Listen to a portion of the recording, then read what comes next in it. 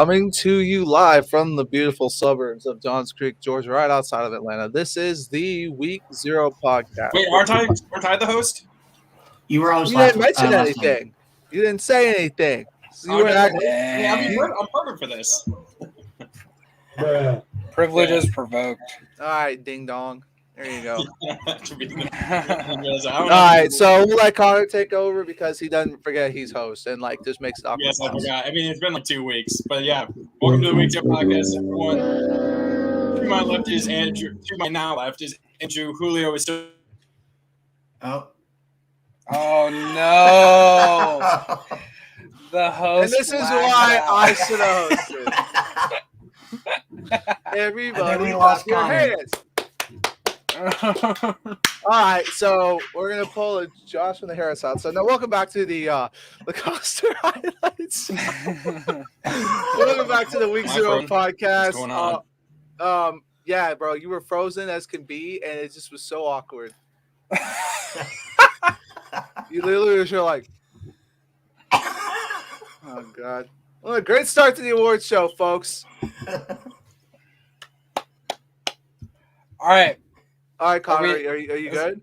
You good?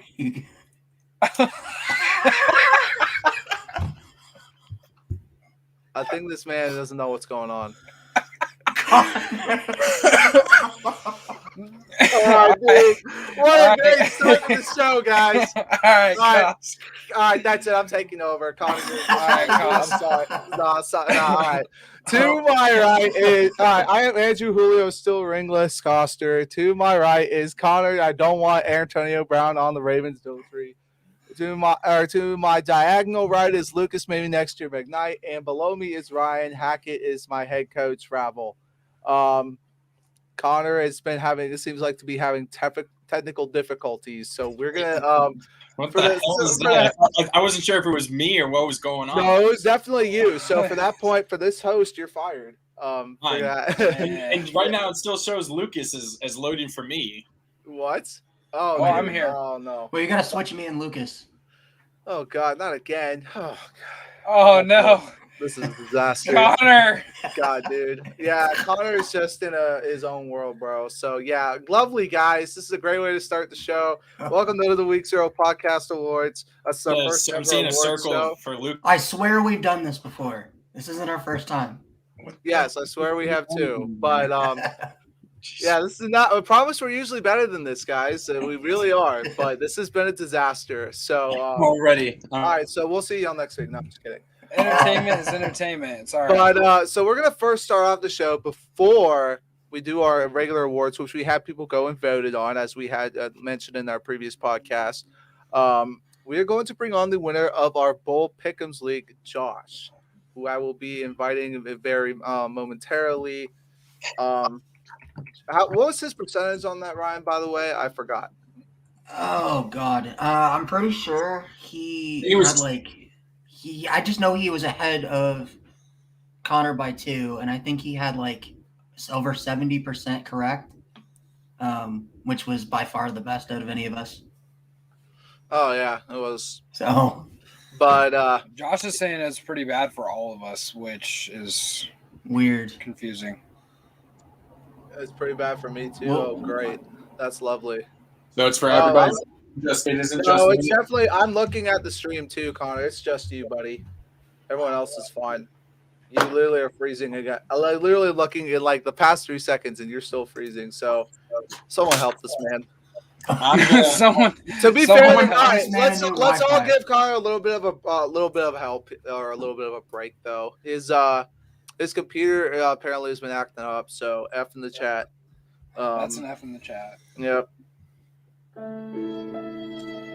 Okay, I'm gonna switch. My PC finally just boot up, so I'm gonna switch over to there. Can we say that the Ravens? This is what the end of their season looked like. Just yeah. It sounds like Denver all season, but yeah. Yep. We still beat you, Ryan, so you can shut the hell up. Dang. But guys, guess Josh, the Pick'ems King, is on now to join us, and here he is now, my man Josh Pick'ems King Bryant. Josh, welcome to the show, man. How's it going? Hey man, it's going pretty good. You guys hear me okay? Yes, Yep. sir. We on clear, partner. All right. All right, but anyways, guys, Josh was the winner of our Pick'ems League that we did for the bowl games, and Josh, what made you decide to make the picks that you did? He picked exactly the opposite of Lucas because Lucas finished last. So, Did I? Dude, oh, I was okay. doing I was about to say, so did I really? Yeah. Let's see. I'd say most of it was probably a lot of it was just intuition. A lot of it was going in and I was keeping up with the news, who was going to play, who wasn't going to play, just kind of stuff like that. I definitely didn't expect to win. Well, hey, congrats, you won. And as we get our word, we were going to bring you on. Now, everyone, as people have known who are regulars on this one, you are, based on your picks, a Kentucky fan. So have you been just a Kentucky fan your whole life ever since you were a kid? Yeah, just let's see. I have been a Kentucky fan my whole life. I know I got baby pictures of me, Kentucky gears, stuff like that. And this might come as a surprise. I didn't really get into college football until I was about 12, 13, until I actually started playing football. So that was around 2007, 2008. So ever since I've been hooked, and it has been tough being a Kentucky fan. Well, hey, that 2007 season was I remember that for Kentucky was their first good season in a long time. Knocked off number 1 LSU. I think what ended up going like 9-4, 8-5. And now they're all to the point now they're second best team in the East. So, and they've been competitive for the last couple of years under Mike Stoops. So how cool has that been to be able to see the turnaround of this program? Under Mark Stoops. Like, my bad, Mark Stoops. Yeah, it's pretty. Well, I mean, they did. Now I'll give Coster some points there. They did just bring Mike Stoops on. Oh God, so, I'm scared for you. Yeah, sorry, you should be. There we go. Hopefully this works now. I'm sorry about that. I will say, Josh, I have a lot of respect for you staying a Kentucky fan. I'm born and raised and from Kentucky, but the football team was so bad when I was growing up that I just couldn't. So, damn, fair weather fan. Get him out of here. No. Get him out of here. Boo. No, my mom grew up a Notre Dame fan, but everybody on my family side from Kentucky are huge Kentucky fans. But hey, Notre Dame was terrible in the early 2000s too, so I guess we kind of have that in common. And they still are. Now, hey, Virginia Tech. I have a. Ooh, sorry. I have a stat for Notre Dame. They are 0-13 in meaningful bowl games, meaningful postseason games since I think the 90s. Is it since their national championship? Since the 94. Well, when's the last time Kentucky's won a New Year's Six bowl? Like, honestly. Okay. Oh, I don't. They've never been. They've never. Okay. They won a national championship more recently than Notre Dame, but in basketball. Hey, we beat Kentucky in basketball, so I don't care. Well, of course, in every single stream, we have to, move. We got to get away from Notre Dame. We talk about them too much. So what made you pick UK over like Louisville? See, this is kind of the thing here because I actually live in Louisville. Wow. So you're either a Kentucky household or a Louisville household. Some people kind of differ from their parents or something like that, or some people go to U of L. So it really is just kind of Alabama and Auburn where they can where houses can be divided, or is it strictly one for each? It's let's see. Years ago it was strictly one, but now it's kind of houses can be divided and stuff like that. But man, I feel bad for Louisville fans right now. Josh, I wanted to ask you something just because, and only people from Kentucky will understand this. Is it Louisville or is it Louisville? It's go ahead. Ooh, I say it both ways, but it's Louisville. Thank you. Because the people in sports, other will be like, it's Louisville or Louisville, and I'm like, that's not how you say it. People who say Louisville are actually bad. Those people. I've never heard it said Louisville, but that's unless you are literally have the mind of a 2-year-old, maybe sure. It's okay, right. We have things over here on the West Coast too. You know, Ryan thought that Stanford was the Cardinals and not the Cardinals. Because they're not, different things. I mean, he is a Cardinals fan, so that makes sense. But yeah, I guess so. Josh, can we also agree that birds don't have teeth, referring to Louisville's logo? Yeah, birds don't have teeth. Now, how many Kentucky games have you been to? Kentucky football games, let's see. I usually pick the Kentucky-Mississippi State game when they come here to go to because it's usually a good crowd. But I've been to about 4 Kentucky games. I remember one was against Louisiana Lafayette, so it didn't really count. Hey, if that were Louisiana Lafayette now, that'd be a good game. So. Oh yeah, it certainly would. But this was like 2010, 2011. But I've never been to a UK U of L football game. And I remember back, I feel like it was 2015, Lamar Jackson, and it was in Louisville, and somebody offered me a ticket to go, and we were like 28-point underdogs. Oh no! And I was just like, I was like, man, I don't know, I don't want to see like the Heisman winner. Oh yeah, they did. Kentucky won. That's the worst part about that. For not getting that ticket, man. Dang, I knew exactly what you were bringing up with that. Oh man. Oh, that's unfortunate you weren't able to go to that. Yeah, but oh gosh, I remember one of Coach Stoops' first big wins at Kentucky was beating. I think it was they were ranked 17th. It's the first win over a ranked SEC opponent in like 7 or 8 years, and it was beating Mississippi State on a last-second field goal. Kentucky has a rivalry with Mississippi State. Am I right? Yeah, well, there are cross-conference rival. That's who we always play. Yeah, we just went to OT with them last night in basketball. Oh wow. Yeah. Well, I do have a question. So I know you haven't been following them for super, super long, but who's your favorite player to ever play at UK? My favorite player to ever play at UK. This is going to come out as just kind of a shot in the dark because he hasn't really done much after playing at Kentucky. But I've always liked like the running backs that Stoops has brought in and Benny Snell. Wait, no, not Benny Snell. It's Stanley Williams. He was Stanley Williams. He sounds like he's a lawyer. Well, welcome to the law offices of Stanley Williams. Yeah. So what years was he? He was 2000 and I believe he was 2011 through 2013 or 2014. Stanley Boom Williams. I could be wrong on that, but my God.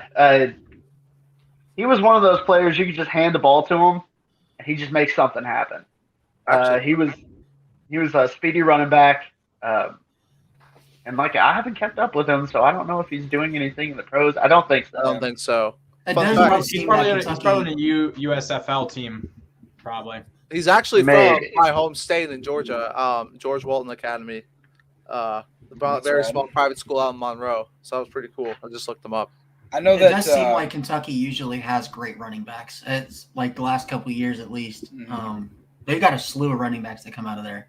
They do decent at quarterback too. I know that the guy that got Kentucky on my radar when I was growing up was Andre Woodson. Oh yeah, Oh, yeah. I remember Yeah. One I of the think greatest. And I think it was a few years ago, got put in the Kentucky Hall of Fame. I want to say like 2018 or something. But yeah, he was such a stud. I loved watching his highlights and whatnot. I'll I say definitely think Will Levis can take them to the next level, though. Yeah, he definitely can. It's gonna be tough in the SEC, man. You gotta, Especially with the East starting to come back up Put something again, together. minus Florida. But I will say also my favorite guy watching Kentucky that really got me from all time from what I've seen him is Randall Cobb. Randall Oh, Cobb. yeah. Randall yes. Cobb. I remember there was one game when I was against Georgia, and Randall Cobb. I think he was playing like both receiver and quarterback, which is kind of He did. Yeah. which was really cool. So I and then just I remember seeing him end up in the Packers. I'm like, oh, I remember watching this guy. It was really good. So Mm-hmm. yeah, Randall Cobb is definitely as a kid. I think he's probably one of the greatest guys to go through Kentucky history. I would say. So, Yeah, Josh, definitely. why don't you go ahead and ask Connor about his favorite moment with Kentucky against Virginia Tech in that bowl game a couple years ago? Lynn Bowden can go. So was it Lynn Bowden's Lynn Bowden. throwing 7 yards for a touchdown? Yeah, or was he it? threw the punch before the game and didn't get ejected and didn't play in the damn game. Or he shouldn't have played in the damn game. They literally changed the rules. The refs don't come on the field until like 60 minutes, and this happened, I don't know, 70 minutes before the game started. They literally changed the rule to where refs are on the field at 90 minutes before the game starts because Lynn Bowden threw a punch and didn't get ejected. Mhm. And we would have won because if he hadn't played, because he was literally your entire offense. So screw He Lynn was Bowden. the entire offense. Yeah. So screw Lynn Bowden. I don't like him because of that. And I'm glad the Ravens Well- didn't draft him. Well, I mean, you guys had Hendon Hooker at the time. He's doing really good. Was that Yeah. 2017 or 2018? That was 2017. No. That was. Oh, gosh, when did we play you? Was it? Hold on. Now I gotta look this up. You have to look it I feel up like- because Was it the Belk Bowl? Oh no! Hold on. There we go. I don't remember. I can't remember all of a sudden. I'm not sure if it was the Belk Bowl. It was the Belk Bowl. Okay, That's so what it was I the thought. Belk Bowl. I know So that for sure. Well, R.I.P. to the Belk Bowl, by the way. R.I.P. the Belk Bowl. Oh yeah, it's gone now. Isn't that the Duke's Mayo Bowl now? Yes, it is. Yeah. Yes. Now we get the meme fest that is the Duke's Mayo Bowl. Talk about. I think that was 2018. Was Hendon Hooker our quarterback that year? Would it have been? Was Josh Johnson still there? Josh Or- Jackson? No, that would have Yeah. been. Actually, no, that would have been the year. That's the year he broke his leg against. I was about to say he may not have been the starter that year, but he played. He was in the the bowl. starter to begin the season because we. Oh, okay. Yeah, if I'm thinking correctly, if it's 2018 into 19, if it's 2017 into 2018, then I don't know. Okay, it's somewhere in there. I think I can't remember if Hendon Hooker was our starter or not because he was there for like 2 or 3 years. I mean, quite literally, there's so many quarterbacks that started for Virginia Tech in the past 6 years that I can't remember the order of them beyond Gerard Evans for 2016. It was Oh, Hendon God. Hooker. Hendon Hooker It was the Hooker? starting quarterback. Yep. It was Hooker? Yeah, then okay, that's understandable. And he's doing really good work down in Tennessee. I don't know if this is his last season or not down there. No, he's gotta going get back. back. Yeah. He's coming back. I didn't Okay. realize that both quarterbacks in that game played awful. Lynn Bowden only had 6 You can't- completions for 73 yards. And Lynn Bowden didn't throw the ball. He's a running He quarterback. couldn't No, throw I the ball. know, but I'm saying and then Hendon Hooker only got 12 passes for 110 yards. I can't even remember how Virginia Tech had scored. I can't remember if we were running the ball a lot or if our defense was doing well. Obviously, You guys we lost. were running the ball pretty well, and I remember we were down. I think it was 14 to no.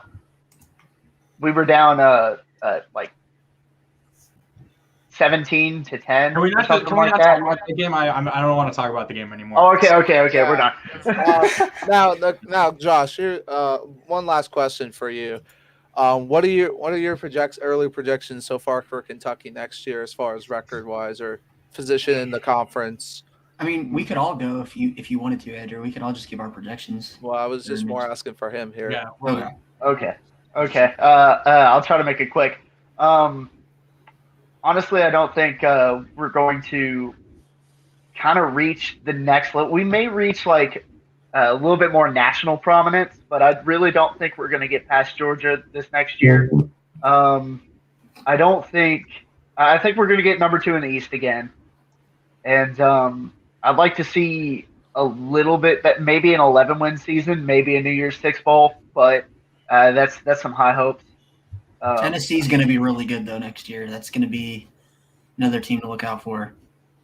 Yeah, and I don't know if I've explained this kind of dynamic before. I think I've commented it. Every team in the East expects to beat every team in the East. So it's like the Coastal Division. It's like the ACC Coastal Division. Except there's like 1 or 2 teams that actually end up doing it. Well, for whatever reason, Missouri's Missouri's usually pretty bad, and they always give people close games in the East. Why is Missouri in the East Division? Honestly, if you split it up a certain way, it actually makes sense. Oh, like diagonal probably or something? Yes. I actually asked the same thing. But anyways, Josh, thank you so much for coming on again, man. Congrats on winning our pick'ems. Hopefully we'll have you on at some point again. Go Cats. Cats by night.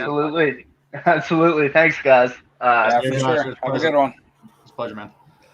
All right, guys. That was Josh from our pick'ems winner. So, yeah. Cool that he's gotten to go to some Kentucky games. I'm surprised he hasn't gone to more, but hopefully he can get himself to some more, especially now with Kentucky hopefully on the rise. But anyways, guys, it is time for our Week 0 Podcast Awards. And for everyone who remembers, we had y'all go vote on a bunch of different categories of awards, whether it be best quarterback, best moment of the year, meme team of the year. So we're going to go ahead and pull that up. How many votes did we end up having? I know I sent it to a bunch of people and stuff. I believe 40 something last I checked. Not bad. That's not bad. But for our small little channel, yes. Our small little podcast, yes. But anyway, so we're going to go ahead. He just threw us under the bus because it's his channel. No. Dang. Okay, well, our podcast is the first year, boys. It's okay. It's okay. I'm not trying to throw anyone under the bus here.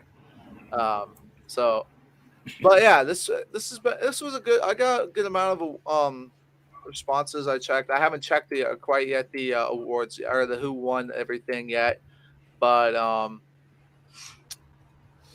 we're gonna go check that right now, and I'm gonna go ahead and start putting the categories in. And I swear to God, doing this by the seat of our pants as per usual. Yeah. Hey, if we change it now, then people are just going to think we're a different podcast. The Week 0 Podcast boys actually prepared? Yeah, Who's that's this? right. That's never happened. And today demonstrated that, obviously, with whatever the heck was going on with me earlier. Congratulations. You played yourself. Ryan, what's up, Jade? That's good of you. Ryan, how disappointed would you be if Hackett isn't your head coach? Honestly, I'm between Hackett or Dan Quinn at this point. Because I hope y'all get Dan Quinn. If we get Hackett, 28-7 or 28-3. Yes, please get Quinn, and y'all will suffer more. I will laugh. If we get Hackett, evidently, according to what Rodgers has said the last couple of days in interviews, he's kind of hinted, like he said, "Oh, I hope Hackett, he deserves a head coaching job somewhere in the NFL, and I would love for him to be my coach. But if I leave, I'd love for him to be there too, where I'm going." So it seems like if we get Hackett, we have a better chance of getting Rodgers. But if we get Quinn, it seems like we have a better chance at trading for Russell Wilson because of the relationship. And what happens if you don't get either of them? Then right now, the only other candidate that they said are the finalist is the Eagles. I'm saying, what if you got Hackett or Dan Quinn? You didn't. I like the Eagles' offensive coordinator. He's a younger guy, and evidently he impressed John Elway, George Payton, and the whole Broncos you get front office. him. and then you trade for Gardner Minshew, and that's your quarterback of the future. No. Hey, according to Brandon Perna, that's who he wants. He loves Minshew Mania. I think he's better than Hurts personally. But I'd root for the Broncos if they had Minshew. No dude, then I got he would look just like he would look just like Jake Plummer back there, dude. I think right now the plan is if All if right. we get if All right. oh, go ahead. Okay. About this. All right. And I'm talking about Wait the till, I know about Broncos. none of our teams. Broncos. Yeah, Broncos are. We'll be that way forever. So yeah.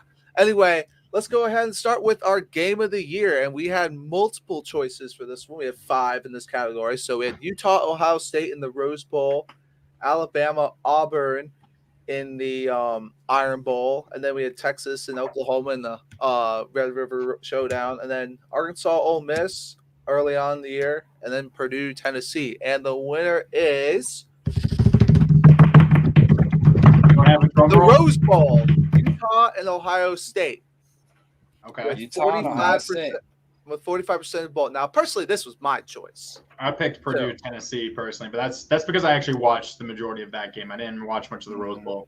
I loved the reason I picked the Rose Bowl was because it had not only just it was a good back and forth game and it went down to the end. It had a lot of crazy plays that really made it really unique in my opinion. Even without the good players for Ohio State like Wilson and stuff, it was still a great game at the end. Mm-hmm. I just like the fact that Utah lost because they made me so sad. Of course you did. And it's kind of like it kind of cancels out everything that happened because we beat Ohio State, so it's like they lost. No, but they beat you twice, so that doesn't. Yeah, so it doesn't count. Hey, the second time doesn't count. Mario had a foot out the door. Okay. Nah, all I'm hearing now is excuses. That's right. We'll be back. It's about next season. You got Dan the man. Who was your pick, Ryan? Who did you? I took Utah and Ohio State. Okay, that's a good one. These were all great games. You know, obviously. Yeah. I picked the Purdue one as well, Connor. I just didn't. The problem with that one for me was the Purdue Tennessee was just the fact that the refs kind of skewed the game, which made me sad. Yeah. That's true. Well, I just thought it was like one of those. I thought it was one of those games that like we all kind of expected Utah and Ohio State to be a great game. Purdue, Tennessee, we didn't. I don't think anybody really had any expectations, so it just kind of like the way kind of came out of nowhere in that last the last 5 or 10 minutes. I mean, I honestly thought a bunch of it points would were be. scored.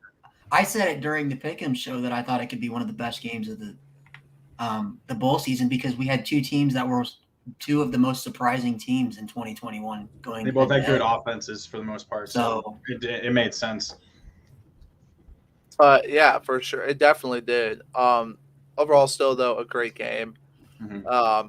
But yeah, let's go ahead and move on to the moment of the year. Now, this was just any moment. We all kind of took a little swing at this one. Now, so we had multiple ones for this. We had Oregon shocking Ohio State at the beginning of the year, which looking back, how the hell did that happen? No offense, Lucas. None taken. It's the Ohio State week 1, week 2 curse. I just realized, why didn't we have? We did have upset of the year, did we? We did not have upset of the year.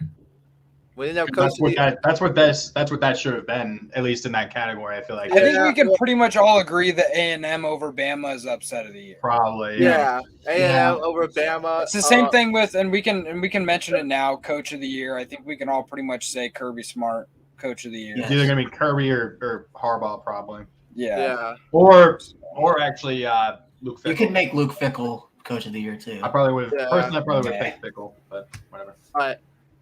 Oh yeah, and 3 of these are upsets of the year. So we had Sam Howell versus Sam Hartman game, which was a shootout between 2 amazing quarterbacks in Wake, North Carolina, which North Carolina was able to upset Wake Forest in that game, which I guess technically, again, upset if you want to go about that way. Stetson Bennett coming back after that fumble, controversial fumble against Alabama, marched right down the field and scored a touchdown to give the Dogs the lead back and put the game away for good. And then we also had Jacksonville State beating Florida State in the last seconds just adding to Florida State's woes. But the winner of the moment of the year is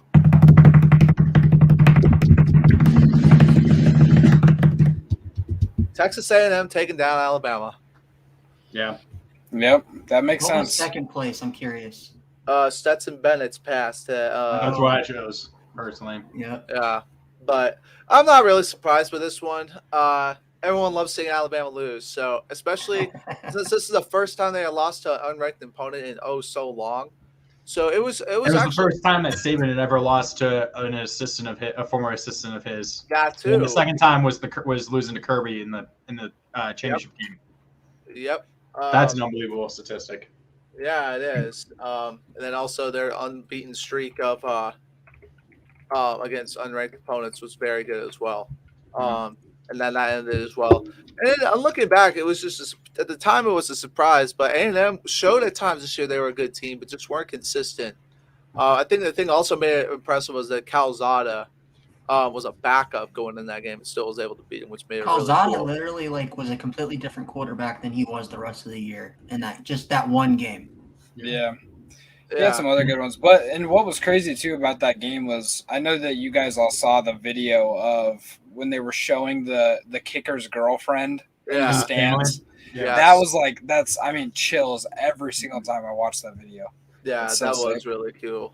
I loved seeing that as well. But yeah, so moment of the year, Bama losing to A&M. I'm glad we all love to see it. We loved it even more when they lost and didn't win the Natty again.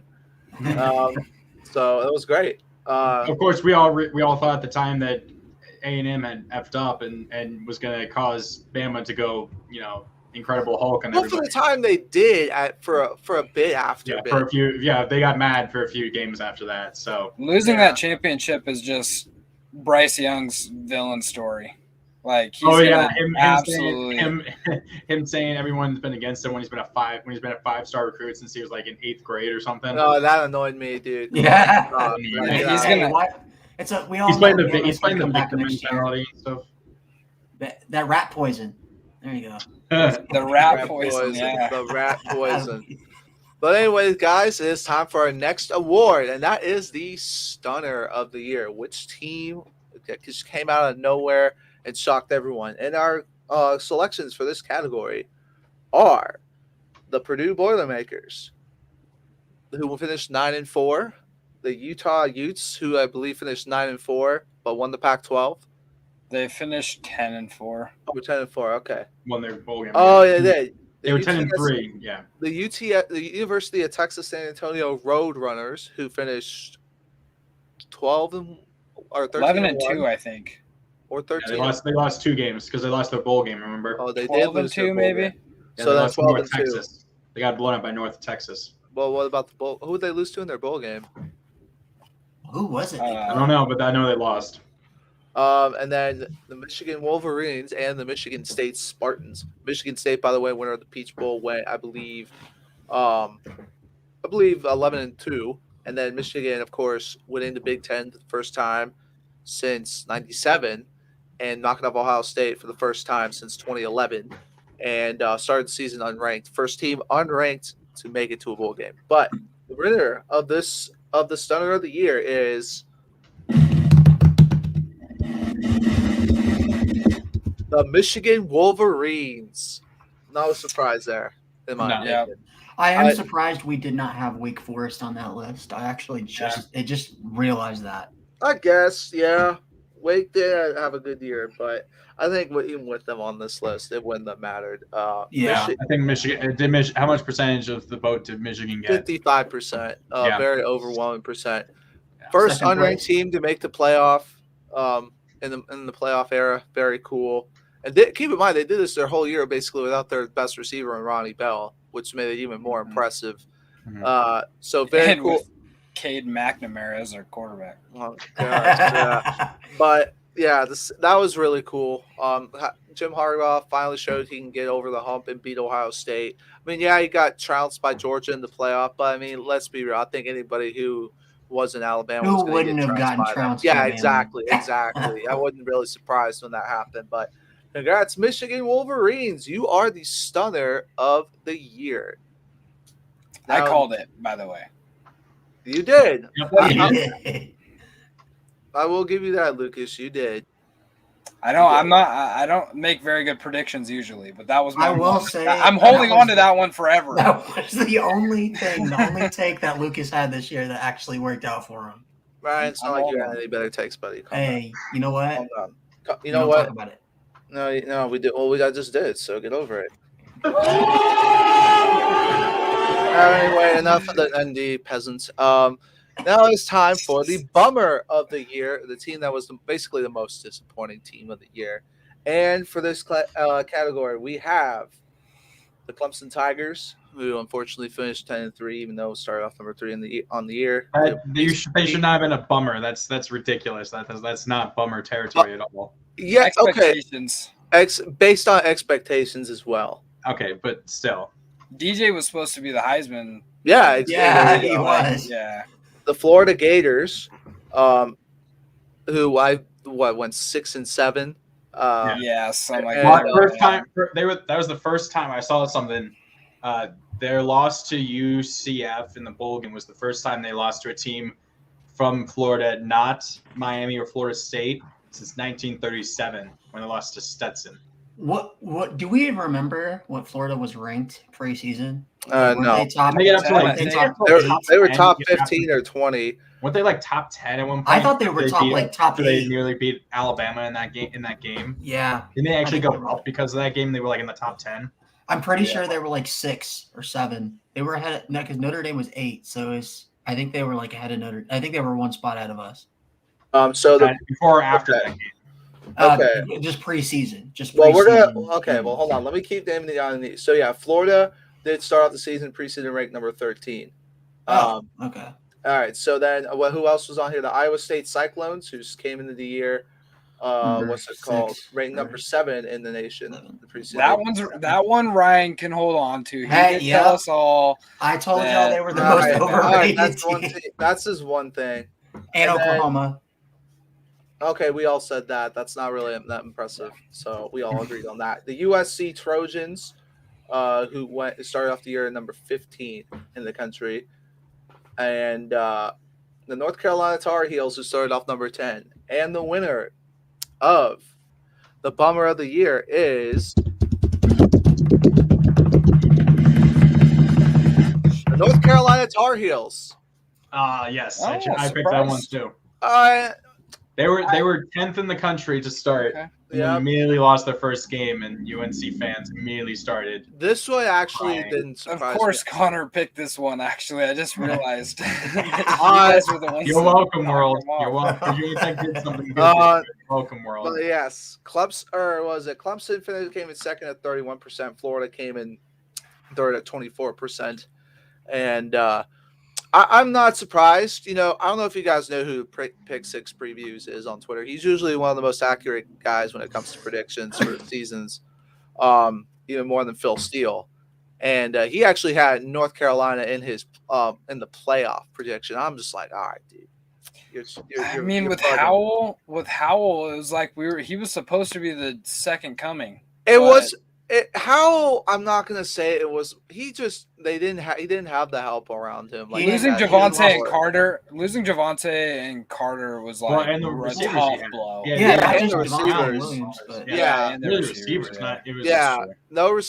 Basically lost all the skill guys around him. But I feel like their offense wasn't even that bad. Their defense just sucked. Their offense was because of Howell. Like literally, Howell literally did put that team on his back, but the defense was god awful. That one makes sense. I didn't expect them to do this bad, but I was still thinking they probably should have won the Coastal, but probably have been like I thought they would have probably. The Coastal too. I didn't think they were going to be that bad at 6-7, so they finished with the same record as Virginia Tech.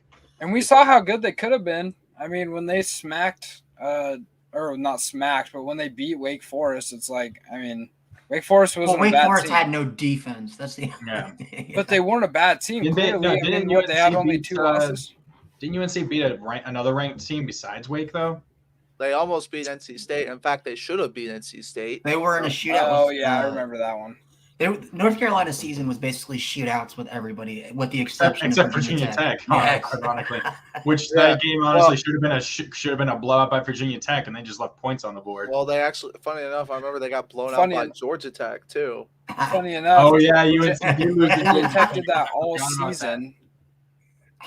What? Vodtech did that all season, leaving points on the board. Should have beat Notre Dame too, bastards. That is true. Yeah. That is true. Yeah, you let us. No, I think if we had beaten Notre Dame, I think Fuente probably is still the head coach right now. 100%. That game and then the Syracuse game the week after probably secured his. Connor did say he didn't want Virginia Tech to beat Notre Dame because he knew that if they won that game, Fuente would have been. I would have taken that sacrifice. Yeah, I'm sorry, Connor. I'm not taking that. You would throw me to the wolves to ensure that Notre Dame loses. Yes, 100%. I second that. I'm willing to have Virginia Tech fall on the sword for that, but you're gonna have to wait until 2027 for the next time for that to happen, because that's the next time Virginia Tech and Notre Dame play each other. I wish you guys would play Oregon. Why don't you guys come over to the West Coast? That's a lot because they play USC. Why don't they come over here? We played them in 2004, so we played the OG USC, but thankfully no, not Virginia Tech, Notre Dame. Notre Dame. Oh, Notre Dame. Oh, well. Okay. They already play Stanford every year too. Has Notre Dame ever played Oregon? Back in long time ago. I think they're like 3-0 against Oregon back in the 1800s or some shit. Guys, let's move on. Yes, I agree. It's time for our Lucas. You have to leave soon, don't you? Yeah. Something called work. Yeah. You have something called adult responsibilities. Yeah, something like that. Some of us don't have. But anyway, guys, it's time for the meme team of the year. If you guys were following the show the whole year, we basically always did a meme team of the week, and it was basically a team that would just be a meme. That's basically all there is to it. I don't know how else to go into it. But our nominees for meme team of the year include the Florida State Seminoles, who went 5-7. The Nebraska Cornhuskers, who went 3-9. And had a positive point differential of 66 points. The Washington Huskies, who Lucas, what was their record? Dubs down, dude. I think they went 3-9 also, or something like that. 3-9 after starting the season ranked 25th. Lost to an FCS school. Lost to Montana.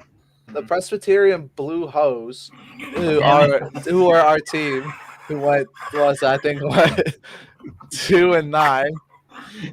They were not the Blue Hose. They were Presbyterian Blue Waffle. I apologize for that. Oh no, they're the Presbyterian Blue Balls. No, they did give us blue balls. That's so true. That's hilarious.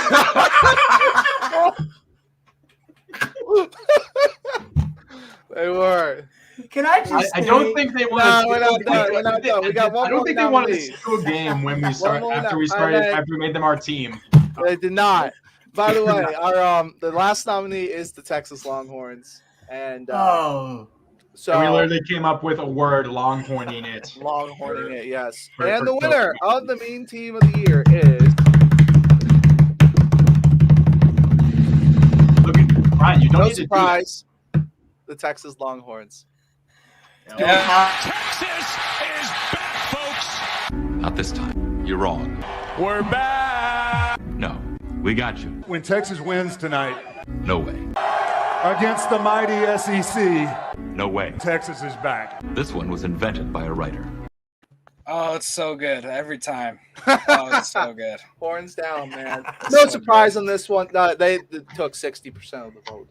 They we literally turned them into a meme ourselves. I mean, they've been a meme for a while, but we just escalated it on our channel. No surprise here.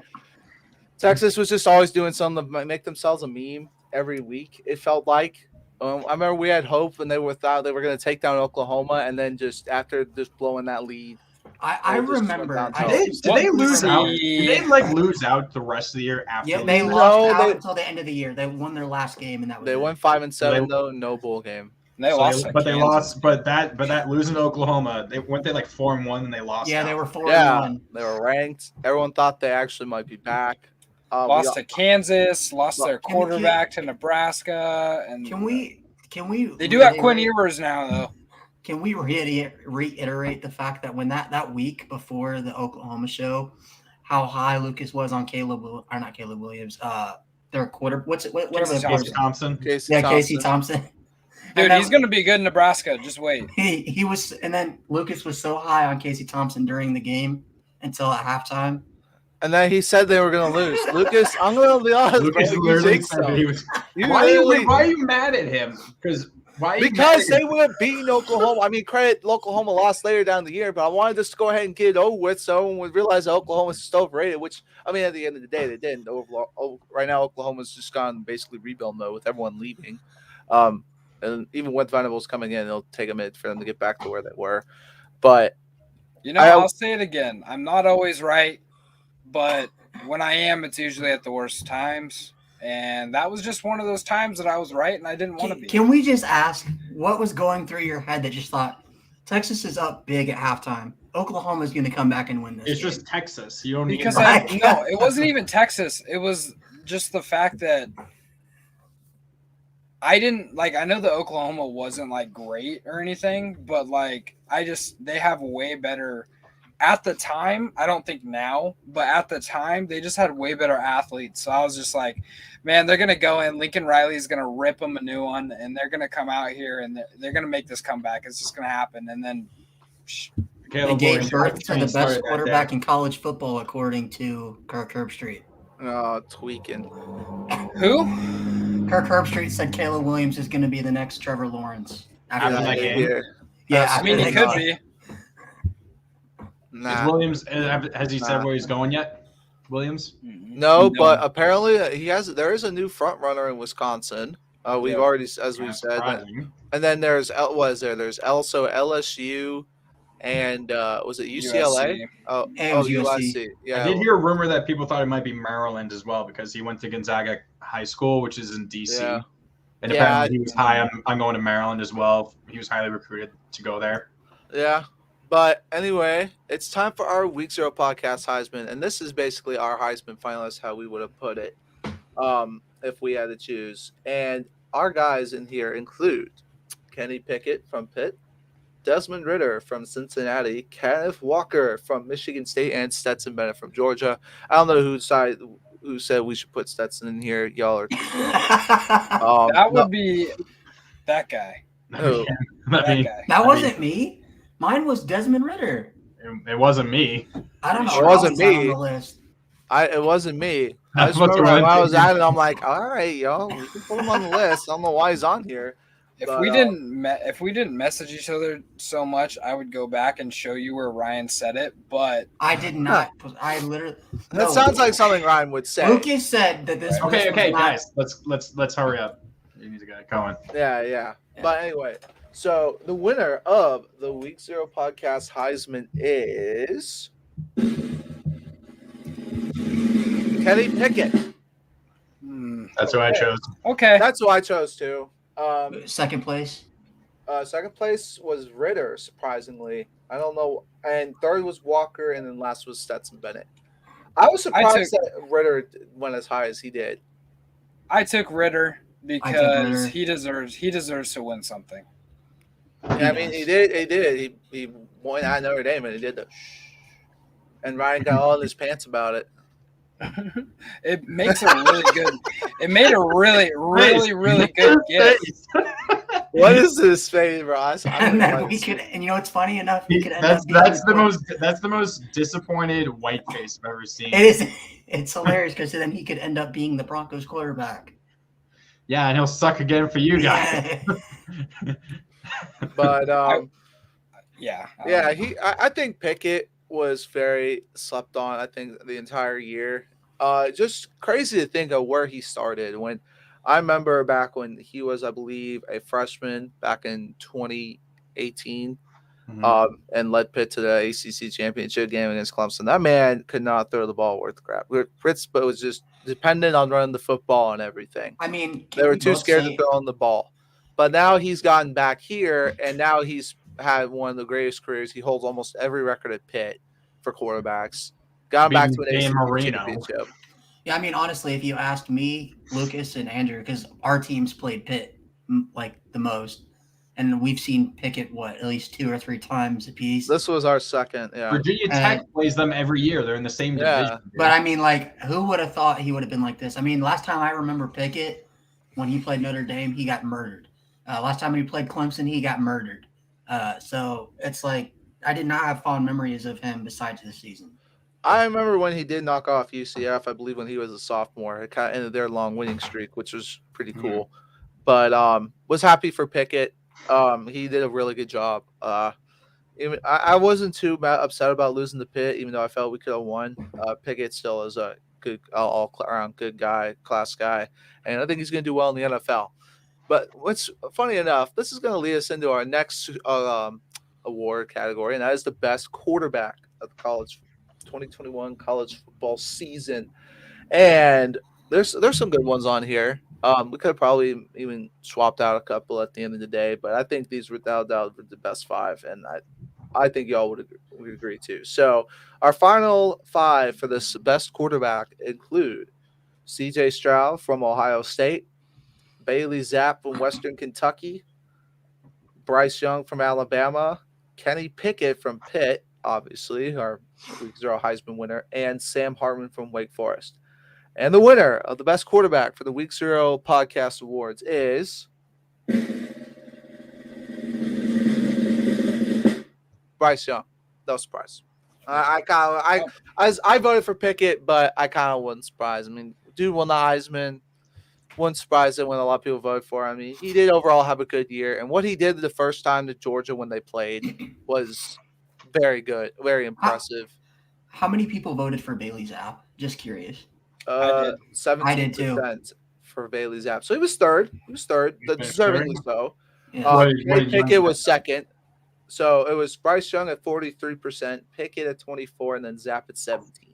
Okay, that's not as bad as I thought. Honestly, good on Zapp. I mean, I wasn't surprised. I mean, he set the record for what, passing yards and touchdowns in a season. Yeah, he did. He did a good job. I mean, but yeah, Bryce Young. I mean, minus that last game. I mean, he didn't have a great game against Auburn, but at the end of the day, he did lead them to back on the last drive to tie the game, and which was really impressive. And then what he did against Georgia the first time was very, very good. Very impressive. No one been able to do that to that Georgia defense all year. Now, credit Georgia came back the second time and avenged them, but I think he deserved it. He's a good player. I think he'll bounce back next year too from the Natty loss. He's gonna be a good player for all. Yeah. But anyway, guys, it's time for the best running back award, and for this one we had some good ones. This was, I guess, it was pretty unanimous who won, but all right. So we have Kenneth Walker at Michigan State, and then we had Bijan Robinson at Texas, Tyler Algier at BYU, Sean Tucker at Syracuse, and then Travion Henderson of Ohio State. So I didn't feel like we left it. There was maybe a couple guys we could have put on there, but at the end of the day, I don't think it would have mattered. I think these were the best 5. But the winner of the best running back for the 2021 college football season from the Week 0 podcast is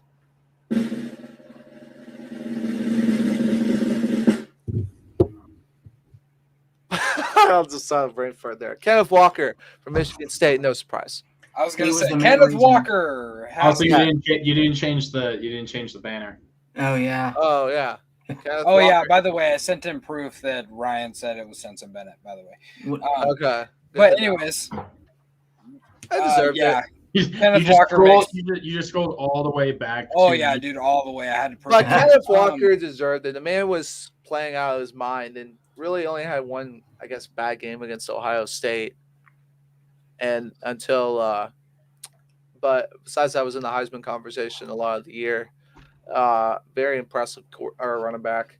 He was the main reason Michigan State had as good of a. I honestly think he was the only reason that Michigan State was ranked in the top 10 this season. Take Walker off of that team. What, maybe a 6-6 team? Yeah, I wouldn't say that bad because Peyton Thorne took a big step up, and then they had really good. They had that studly wide receiver too. Taylor. Yeah. Yeah, and I mean they were not a throwing offense though. They weren't, but at the end of the day, they did win the Peach Bowl. Now credit they did, and without Walker, now credit Pitt didn't have Pickett. Or their backup. Or their backup, but still, I mean, at the end of the day, it's still pretty impressive because they still had Jordan Addison and almost everybody else on that Pittsburgh team that won the ACC. So I think that was a very impressive win for them. But yeah, without Kenneth Walker, I would say 7-5 realistically would be their ceiling last year. But congrats, Kenneth Walker. Part of it's the story of Kenneth Walker too, I feel. Yeah, but I think he's just such a he's just such a good guy. It's hard not to like him. Can you imagine though, Kenneth Walker, if he would have stayed at Wake Forest with Sam Hartman? Like that would have been with the offense they did have. Yeah, I don't know if he would have been as good. Really any much. No, I don't know if he. I agree with Lucas. I don't think he necessarily would have been as good because this one offense really focused more on the quarterback or on the running game more at Michigan State versus those Big Ten offensive lines. Man, those are just different. Yeah, and when we saw what happened when Wake Forest played a good defensive line at Clemson, they got smacked around. But there you go, Jade. We like all right, Jade. Jade, we officially like you. All right, Jade, you're a W, bro. That's a W right there, my boy. Yes, sir. All right. But anyway, it's time now for the best wide receiver, and this was the results were very close. Were like between a couple guys on this one, but there were of course 5. Jackson Smith and Jigba from Ohio State, Jamison Williams, Alabama, Drake London from USC, Jordan Addison from Pitt, and Jarrett Stearns from Western Kentucky, who was basically Bailey Zapp's go-to receiver when he was breaking those records. But the winner of the best wide receiver is Jackson Smith and Jigba, Ohio State. Yeah, that's who I picked. Personally. I picked Williams more. I took Drake London. Won the Biletnikoff, so apparently neither of us are wrong. Well, it was very close. I took 40%. It was 40%, 38%. With Njigba winning over Williams. Well, where did London land? He went in third and 10%, and then Addison was 7%, and then Stearns was 5%. Next year, we are definitely putting the stats on because if people had seen Stearns' stats, I think he led the nation in receiving yards or something. And he was like only like 6 or 7 catches short of like the season record that Zay Jones set at East Carolina. I mainly voted for Drake London because I didn't know who this dude was until Lucas messaged me before we played USC and said, "You got to go up against one of the best, maybe the best wide receiver in college football." And I was like, "Oh, I don't even know who this guy is." Was USC's entire offense, and I think he had 22 receptions for like over 100 and something yards. Yeah, he was on pace to have more yards than Alabama guy from last year. Why am I Williams? Smith. Devontae Smith. Yeah, yeah. Wow. Yeah, he was on pace to have more yards than him, and then he like tore his ACL or snapped. Oh, he got hurt towards the end of the season. I didn't realize that. Like halfway through the season, he had like 900 yards in like game 6 London? or something like that, and then got hurt. Was it right after the ND game? Like the week after? Oh, it was a lot. He got injured pretty close. I think when Bijan Robertson got injured, if I remember correctly. But I mean, 22 receptions for a guy in one game. I mean, that just tells you how he was everything. he was so good. He made great plays too. His athleticism was incredible. He even made a one-handed catch where he got both feet down for a touchdown against Notre Dame, and I'm like, who is this dude? Yeah, he was crazy. And what's crazy, even more crazy, is that he was the number 2 to Michael Pittman last year. Yeah, that is crazy. So that's like just to see how good Michael Pittman. Do you mean the Michael Pittman that's on the Colts now? Yeah. Michael Pittman Jr. Mm-hmm. He Pittman wasn't a rookie last year though, was he? No, this was his sophomore year or his second year. 2019. Yeah, so he was the number 3 to Pittman in 2019 then. But the point being, Michael Pittman. Okay, but whatever. I understand what you mean. But anyway, guys, it's time now for the best tight end. Obviously, it's for the best tight end. I am mad about this list. No, I'm sorry. Mary didn't deserve it. I don't care. You can fight me. You can fight me when we get off the show. Just bring up the statistics. I'm sure Mayer wasn't anywhere close to this. He wasn't because he got injured halfway through the season. All right. I'm sorry. I'm sorry. We can't help it. This dude has a vagina. It doesn't matter. He wouldn't have won anyways. Yeah, he wouldn't have won. Ryan's Lucas all even about the said lip. he's the best tight end in college football. No, he did not. When he's healthy, sure. He's not the best tight end in college football. I stand by that. But here are the nominees for this list. And excuse the salty Notre Dame fans. So we have Trey McBride from Colorado State, Charlie Kolar from Iowa State, Isaiah Likely from Coastal Carolina, Brock Bowers from Georgia, and Jalen Weidemeyer from Texas A&M. And the winner of the best tight end in college football is Change the banner. Brock Bowers from Georgia. And I was surprised, actually, how this was pretty upsided. 52% went to Bowers. I mean, but Bowers is a freak of nature as a freshman. This dude is going to go down as one of the best tight ends, I think, in college football history. This man, he's not only going to catch it, but he can run the ball too, which Georgia would do with end arounds. But he's coming back next year, yeah. He's a freshman, so yeah. He'll be here for a couple more and years. they're losing their like best receivers. He's going to go crazy next year. Yeah. Sorry, Ryan, get over it. Meyer's not the best. Trey McBride is not better than Michael Mayer. Trey McBride read all tight ends in receiving yards this year. He played Stop for a terrible Colorado State team. Okay, congrats. He still led them in yards. In receiving yards as a tight end. I don't want to hear it. All right. ND fans, man. I'm sorry. I'm sorry that Ryan gives ND fans a bad rep, but this is exactly. Just be happy you actually have. You guys seem to have at least one or two players on these lists. We only had one. All these lists. Virginia Tech didn't even have anyone. You had two. You had two on these lists, Ryan. Oh. Your offensive Hamilton and oh yeah. What else did you have? Speaking of offensive linemen, that's our next category: best offensive lineman of the year. And this one, it's kind of hard, really, to pull up Steven's stats on this, even if I were to share this.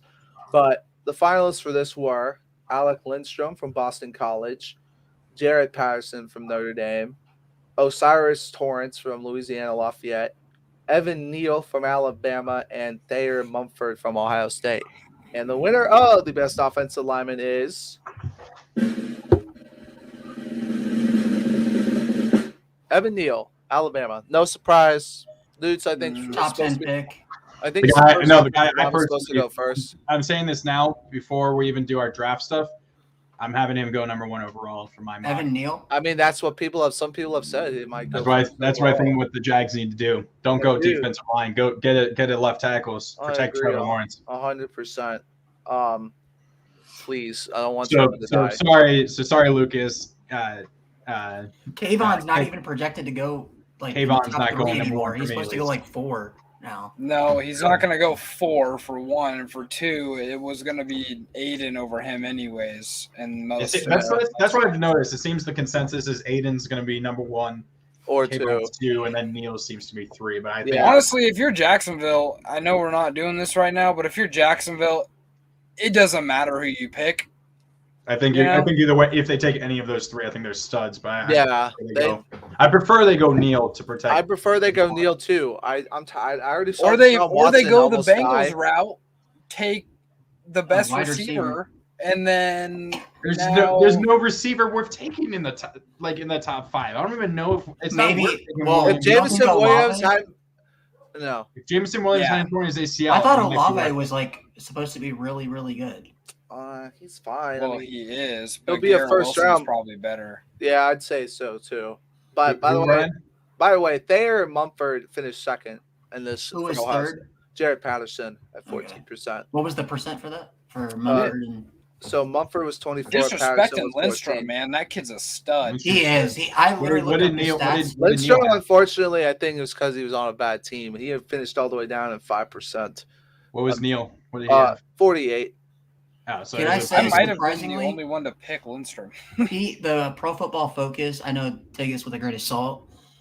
They did percentage ratings on the best O-lineman, and Lindstrom had the best O-line rating of any O-lineman in college football this year. So yeah, he's a stud. He is a good. Well, at the end of the day. Well, I mean, Boston College has produced some good offensive linemen lately. They're kind of like the East Coast version of like Wisconsin or Iowa. I'm pretty sure Vrabel's kid plays for them. Yeah. Nice. He's no lineman. But now let's move from offense though to defense, and now to the best defensive lineman. This includes defensive linemen and defensive ends, and we didn't just choose into separate categories. We should have probably looking back, because I think the guys on this list, but two of these guys on this list should be winning awards, but we had to choose between one or two of them. But anyway, the best defensive lineman nominees are DeMarvin Leal from Texas A&M, George Karlaftis from Purdue, Kingsley Anigbear from South Carolina, Aiden Hutchinson from Michigan. Why do you do this? Why do you do this? why do you have to do that? There's no need. Jesus Christ. Now, Jordan Davis from Georgia. I will say, if Clemson didn't have all their defensive linemen get hurt, they would have had someone on this list. By the way, we didn't switch this to the best D lineman. But at the end of the day, I would still think if Brian Brzee had stayed healthy, he would have been on that list. But it's okay. We'll get him next year. But the winner of the best defensive lineman is Jordan Davis from Georgia. As it should be.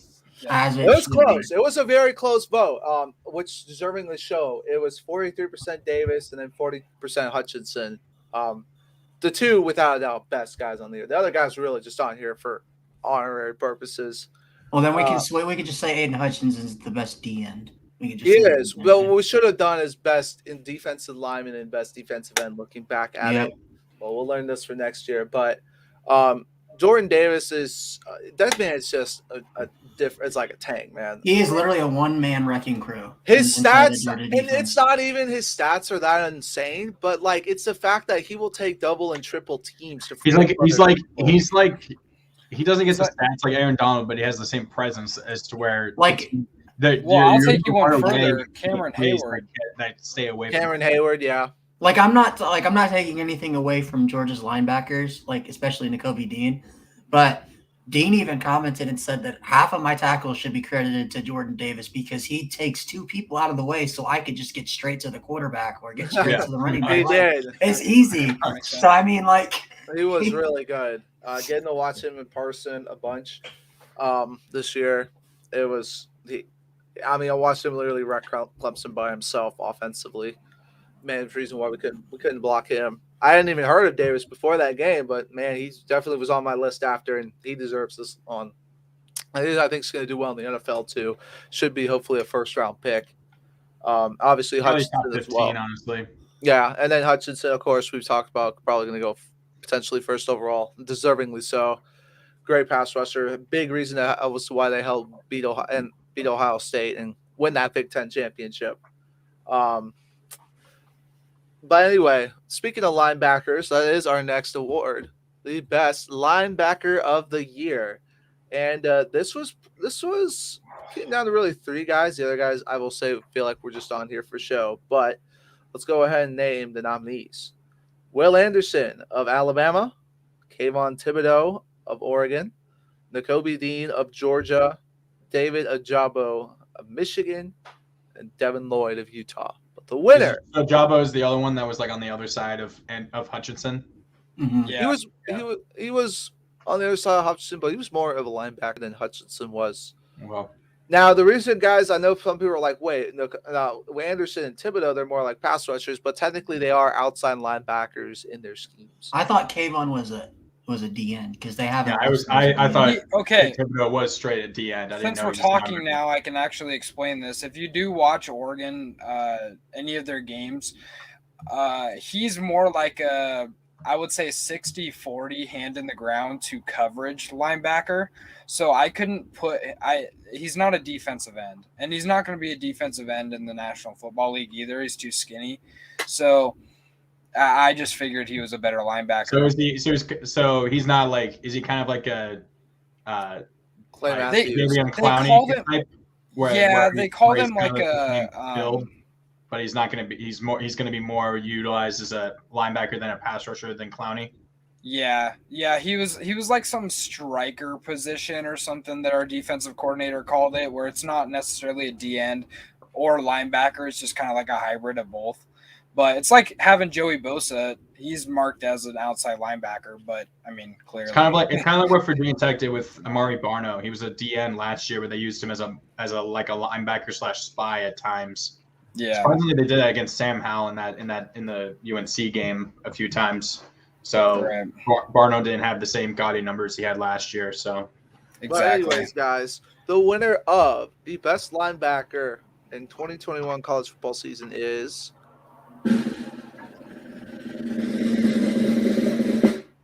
the Kobe Dean of Georgia. Oh, I went Anderson. Anderson came in second at 33. What did Dean have? And then Thibodeau had 19. What was Devin Lloyd? 2%. What? I mean, I didn't vote for him, but I thought he was by far one of the best linebackers. What percentage did Anderson have? Or 30. Dean, sorry. Dean had 40. Okay, so it's like close. Just this season for production wise, I would have taken Lloyd over Thibodeau, but I mean that's just nitpicking. But it's just what kind of linebacker you want. But I will say, as an Oregon fan, we put Kayvon Thibodeau on here a little bit just for show. I feel like because I mean he had dominant games, but it wasn't crazy. But Noah Sewell, he's actually the youngest linebacker to ever be a finalist for whatever the linebacker award is, the Butkus or whatever. I mean, Lucas, you're an Oregon or fan. Maybe it was. I don't know. You're an Oregon fan. I mean, honestly, who would you have taken? Would you have taken Lloyd this year, or would you have taken Thibodeau? I mean, obviously you love. They're Thibodeau, completely different type of backers. Like Lloyd can play middle linebacker and he can control the defense, while Kayvon's like an edge rusher type. Flat. Kayvon's never going to have the green dot on his helmet. That's he's never going to be that type of player in the NFL. He's never going to be Lloyd. I mean, I've seen Lloyd a couple times this year. Dude was just literally like he ran the defense and he was a game changer at linebacker. Who did Lloyd play for? Utah. Okay. He's the guy that got the pick six on in the Pac-12 title game. Okay. He's a good player, but yeah. At the end of the day, next year we got to put stats up to go along with it. But I will say, Dean, I said it a while ago that Dean. I know you guys like Jordan Davis a lot, and a lot of people do, but I think Dean is the best player on that defense. I think. And sorry, Andrew, but he is projected to go to the Broncos in the mock draft. So Kobe Dean. I hope he fakes an injury so he'll not have to go there. I hope he's accidentally given a Chiefs hat and he looks at them and is like, "What the hell is going on with this?" But anyways, guys, it is now time for our next award, and that is the best defensive back in college football. Now, going back, we should have done this as best corner and safety, because again, this is like there's so. I wanted to do that, but they guys said it would be too much. No, next year we will do that. But anyway, the nominees for the best defensive back in college football are Verone McKinley, Oregon; J.T. Woods of Baylor; Kyle Hamilton of Notre Dame; Andrew Booth from Clemson; and Ahmad Gardner from Cincinnati. And the winner of the best defensive back in college football is Ahmad Gardner. No surprise there. Deserved it. Jim Thorpe Award winner. I kind of knew this was coming. As much as I would have loved to see Booth win it, it deserved to be Gardner. I wasn't even the person I most want the Ravens to draft. But yeah, Gardner. I want Booth. I want Booth in Tennessee. Well, Booth is underrated. Booth is underrated. Just like who is the corner for Atlanta? Terrell. Yes. Terrell, which everyone hated that pick at least 1 year in, and now he's really, really good. Can I just say that Booth reminds me of AJ Terrell? Like it just like nah. Booth's more athletic than Terrell. Terrell's a good cover, but Booth's a little more athletic with his interceptions. Nothing against Terrell. I think he's a great corner, but they're not quite the same in my opinion, just from watching them a lot. At least he got one thing good. Yo, lucky Hamilton was like, well, I mean, Verone McKinley was still better than Hamilton up to that point. He got hurt, so it didn't really matter.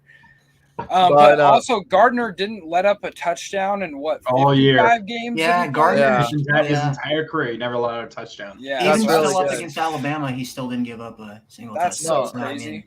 I just going back to that game, I don't know why Cincinnati did not take a chance with an extra guy in the box. Can I say also Cincinnati should have I don't understand when they have two of the best corners in college football, they don't press. They were not pressing Bama that entire game. Well, I mean, Bama had Jameson Williams, who was one of the best. I understand, but you gotta have some sort of respect for your corners. I agree, but at the end of the day, even Bama didn't seem like they were confident enough that Jameson Williams could beat Gardner one-on-one. That's why they're doing the screens behind the line of scrimmage, because I don't think they had confidence. That's good football. Well, that is smart football.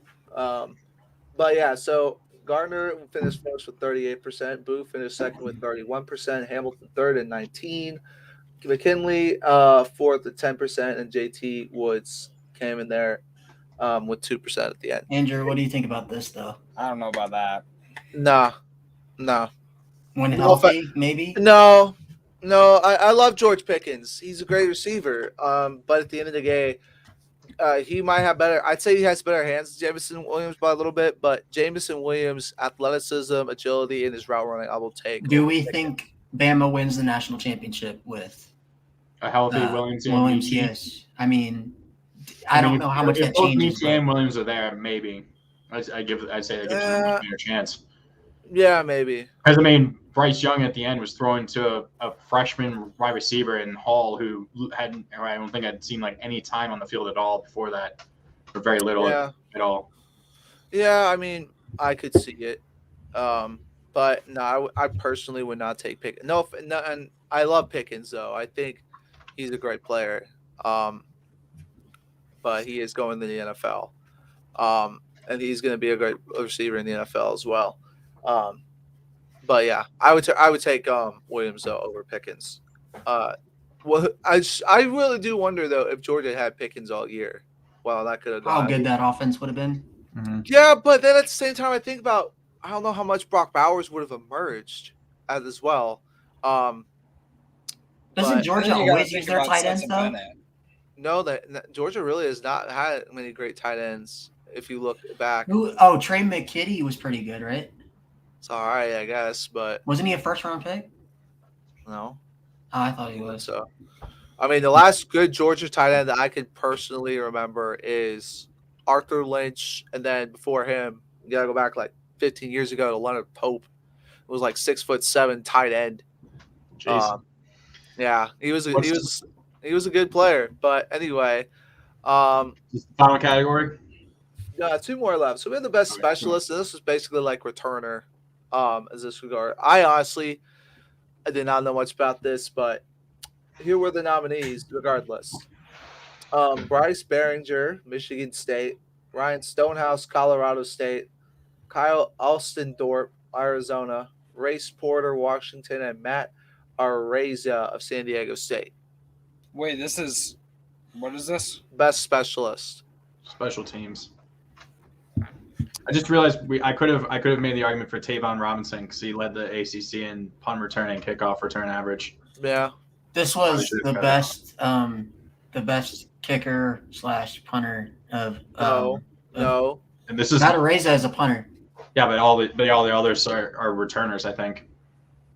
Oh, dude, we didn't add the kid from Utah. That kid, he's insane. Well, whatever. Let's just. We have the best. Well, if we're going to do best specialist.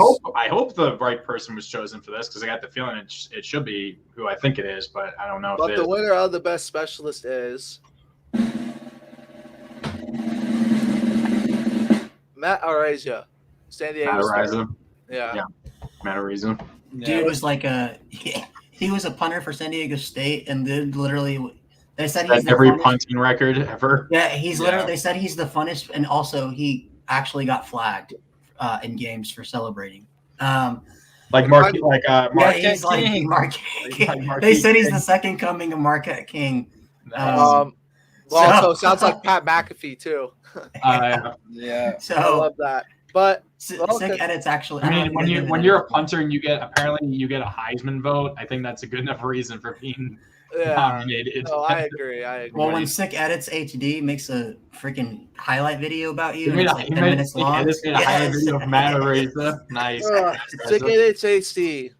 No one to this day knows who it is. I have tried forever. We have tried forever to find What him. blew my mind is when I found out that Highlight Heaven is the same guy as Ding Productions. He is not the same guy. It isn't? No, he is. He Well, he's literally not. posted a picture showing that that's the same guy on It's Twitter. not. Dang. It's not. Coster's been bamboozled this whole time. No, I'm not. Maybe it's not. not, Maybe dude. it's not Ding, but it's definitely Highlight Heaven is the same guy as another guy who's prominent on the highlight front. It's definitely not the same person as Ding. I've literally been in voice calls with them, and they sound way different. Ding is a lot. He On uses a purpose. voice changer. Maybe. On purpose. On purpose. Bamboozled. You're being bamboozled. It wouldn't make sense for them also because they post the same content Oh. for them to be the same person. Extra money, dude. Yeah, it would, but no, Two channels posting the same thing, getting the same amount of views, dude. Like, come on. It is. That's a freaking money move. Yeah, when they don't get copyrighted. But anyways, we have one final award, and that is the best kicker. We couldn't forget about just the kickers. Guys obviously who will win you games, guys also who will lose you games. The guys who also Ninja thinks he can be better than when it comes to kicking. Dude, that's a throwback. Yeah, I know. Jeez. Ninja. What is Back that? when he said that, that's a throwback. Yeah. And some people, he tried to say Fortnite was way different. It's okay. Papa Meeks is the best. I still player out remember there, when I played Fortnite back when it was like first came out in 2016 when it was still mostly known for the zombie, for like the horde zombies. Yeah, because that's what it was. Fortnite used to be good, and now it's ever since 2016 it got ruined. Nobody plays that stuff anymore. Ever since 2016 when it first came out. Okay. All right. Anyways. I'm saying like it was good for like the first year, but then it just got. I played it up in some in 2019. It was still good. But when they've started doing these seasons or whatever, it's gotten weird. But anyway, enough of that. Let's get in the nominees for this one. And the nominees are Noah Ruggles from Ohio State, Zach Long. You need to change the thing. Oh, Zach Long from Tulsa. God, we've been really bad about that, guys. I apologize. Fine. Jonah Dalmas from Boise State, Nick Skiba from Wake Forest, and Jake Moody from Michigan. Can I say that Noah Ruggles is officially like my favorite kicker just because of his name? Wow, you just disrespected Dicker the kicker like that. Damn. Wow. Dicker the kicker, man. But it's He because was he played close. for the Longhorns. He was close to being on this list. I went to Someone that we did miss out on was the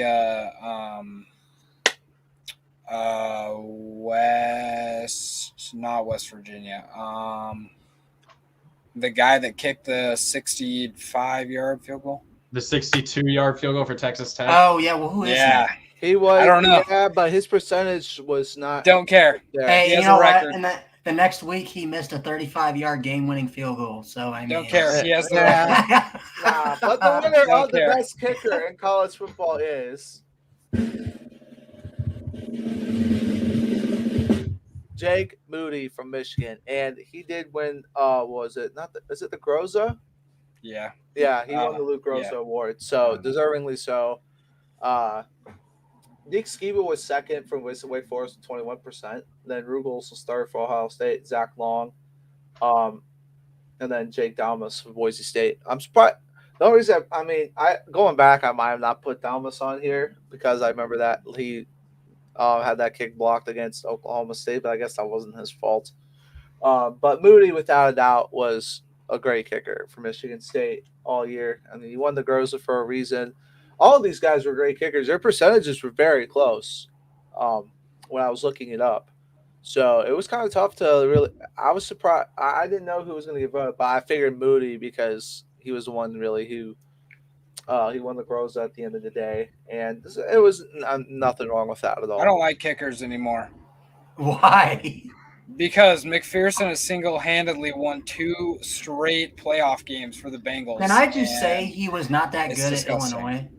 Or not McPherson? yeah, from Florida. never mind. I'm thinking of McLaughlin. But Yeah, McPherson's from Florida. He Single-handedly won said 2 playoff games. It's so he said right before he went to make that kick, he said, we're about to go win this thing. Nah, Joe Burrow made that up, dude. He made that up. Bro, he made that up for the story. Nah. He made that up for the story. Can we just say, though, that ever since McPherson left Florida, and I think his last moment at Florida was that kick against LSU where he missed it to win the game, dude has been honestly like that wasn't his last kick. I thought that was his last game. Was the game against LSU in that rainstorm? Oh, the SEC championship game. Hello. No. I'm blanking. But can I just say that dude is like because he's a rookie. Tennessee was gonna draft him this year. Like they had him on their draft board, but they decided not to. Usually, we paid her for rookie of the year. Freaking payback. I'm pissed. No, well, he wasn't that great during the regular season. Now he's made like 7 straight in the playoffs. Yeah, and you can see after he's already kicked, he's not even looking. He knew it went in.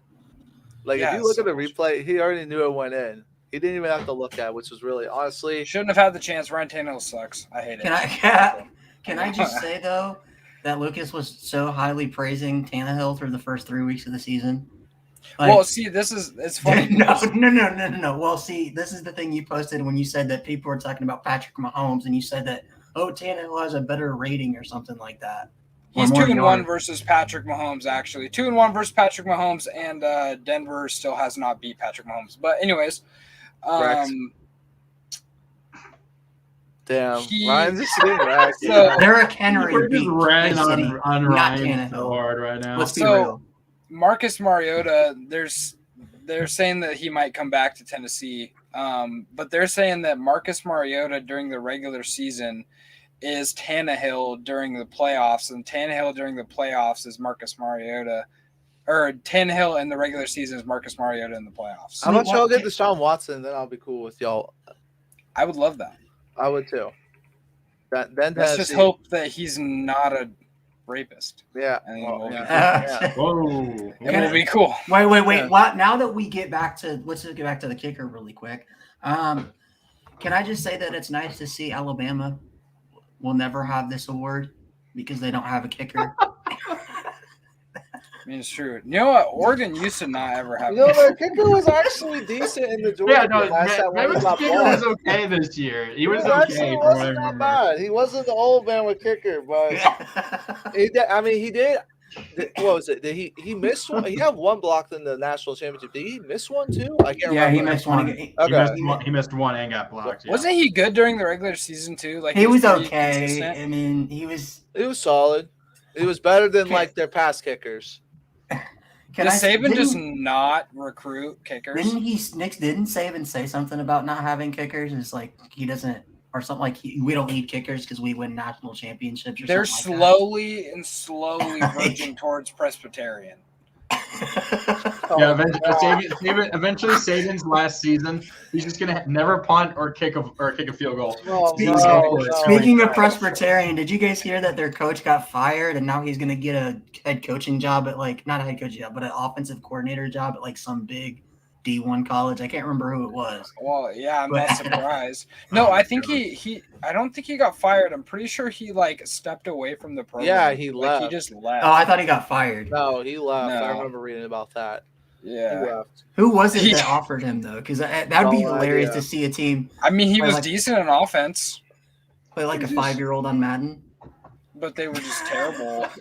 That's how he got the job. He just recorded all the Madden games he played. You're fired. Now, see, if you go for it, if that's the case, I should be an OC somewhere. What the hell? Yeah, exactly. You don't tell them though. You did it. You're doing it on rookie mode. No, you think he just went into the board and he was like, "Hey, so have you ever thought about not punting and not kicking field goals and just going for two every it's time?" It's called football. What if we never use our foot to touch the ball? Unless we go for an onside kick because we have to get the ball back immediately. Then we'll just have our quarterback throw it instead for the first down. Dude, I really wish they would do that. I really think that they need to change the rule, make it so you can do a 4th and 15 instead of an onside kick. I guess. Or at least that's what the NFL should do. Nah. It's too easy to get 15 yards in the league, I think. Yeah. It is. With Nowadays, Patrick do you Mahomes, like Josh imagine? Allen, Yeah, I was they're gonna say, looking could like you they're imagine? Exactly. They would just get the ball back. They'd run it up. It'd be 100-0 by the next. Like you blink. No. You can only but you have to make it a rule was like the team leading can't do it or something. I have no idea. Obviously, you have to you can't go for fourth down if you're. That would make it more exciting if you said, "Hey, you can't go for it on fourth down if you're winning." No. Hey. No. Y'all are bugging, man. All right. Yeah. Okay, I think that's it though, right? Yeah, that is gonna do it. Thanks you guys so much for watching the first ever Week 0 Podcast Awards. Thank you for everyone who voted. Your vote was very appreciated. If you haven't already, be sure to give this video a like, as it helps the channel out a lot. Our channels out a lot. And if you haven't already, be sure to subscribe to both the Week 0 or to the No Punt Intended and the Kos Sports. Yeah. Are we doing a show next week? Or what's going on with that? Okay. We'll figure out what we'll do on next show. We got some time for that. We definitely need to do it. Definitely need to do a more off season with looking at transfers and stuff like that because there's been a bunch of big transfers. There definitely has been a bunch of transfers for sure. And then we can start our NFL draft mock of a full month out. We can start doing that. Yeah. But anyway, guys, thank you so much for watching the Week 0 podcast this season. It's been a lot of fun. For Connor, I don't want AB on the Ravens. I hope you get him because I'd be hilarious. Swear to God, if we do, I swear Ryan to God. Hackett, I feel like we actually don't need wide receiver help, but I swear to God. Ryan Hackett will not be my head coach, and we will not get Aaron Rodgers probably. And Lucas, maybe next year. Maybe next year the Titans will actually win a playoff game, or actually get 1 yard closer to the Super Bowl. Hey, we can still use the meme of them being 1 yard short, except this time they were a field goal short. But, they were 3 feet. They were 3 feet short in the Super Bowl. They were 3 points short versus the Bengals. Where was Denver and Baltimore during this game? Hey, we were chilling on the bench. Do the Ravens and the Broncos actually have? We have like 7 between the two of us. So like, you can shut up. I'm just kidding.